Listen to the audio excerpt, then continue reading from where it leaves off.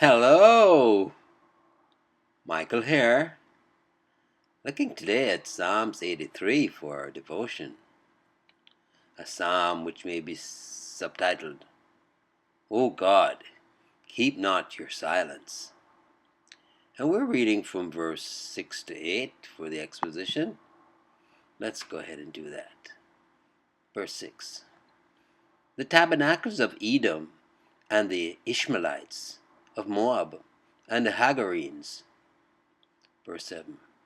Gebal and Ammon and Amalek, the Philistines with the inhabitants of Tyre. And verse 8. Assur also is joined with them.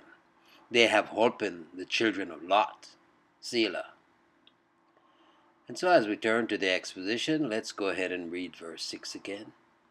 The tabernacles of Edom and the Ishmaelites, Moab, and the Hagarenes. And Spurgeon exposits. The tabernacles of Edom, nearest of kin, yet first in enmity. Their Assur despised the birthright, and they despised the possessors of it.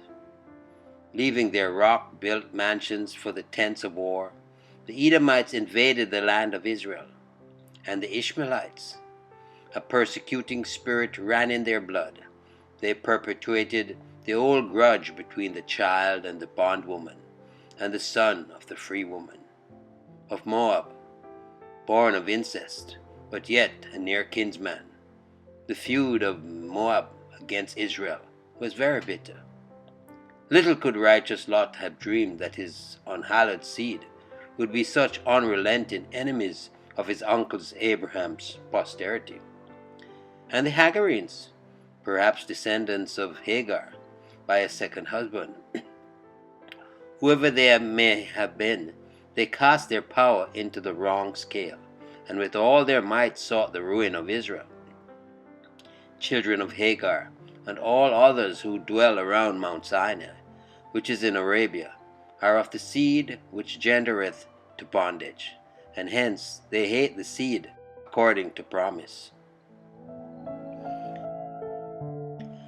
And verse 7 it reads, Gebal and Ammon and Amalek, the Philistines with the inhabitants of Tyre. Spurgeon exposits. Gebal was probably a near neighbor of Edom, though there was a Gebal in the region of Tyre and Sidon. And Ammon and Amalek, two other hereditary foes of Israel, fierce and remorseless as ravening wolves. In the roll of infamy, let these names remain detestably immortalized. How thick they stand! Their name is Legion, for they are many.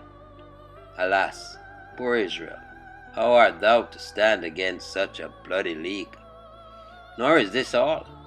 Here comes another tribe of ancient foemen, the Philistines, who once blinded Samson and captured the ark of the Lord. And here our old allies become new enemies, the builders of the temple conspiring to pull it down, even the inhabitants of Tyre.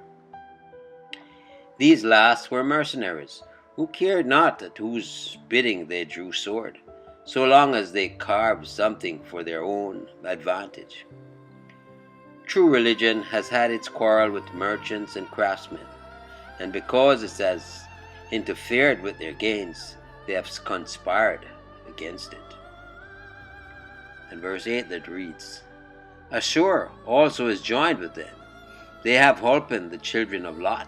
Selah. Assur is also joined with them. It was then a rising power, anxious for growth, and it thus early distinguished itself for evil.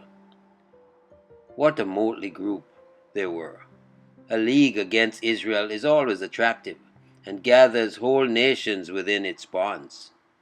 Herod and Pilate are friends. If Jesus is to be crucified, Romanism and ritualism make common cause against the gospel. They have holpen the children of Lot. All these have come to the aid of Moab and Ammon, which two nations were among the fiercest in the conspiracy. They were 10 to 1 against Israel, and yet She overcame all her enemies. Her name is not blotted out, but many, nay, most of her adversaries are now a name only. Their power and their excellence are all alike gone. Selah. There were good reasons for a pause when the nation was in such jeopardy, and yet it needs faith to make a pause, for unbelief is always in a hurry. Yes, those against us really number a great amount, but we who believe know that there is more for us than that are against us.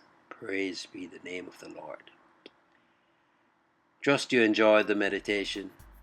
Michael here declaring yet again, Jesus is Lord.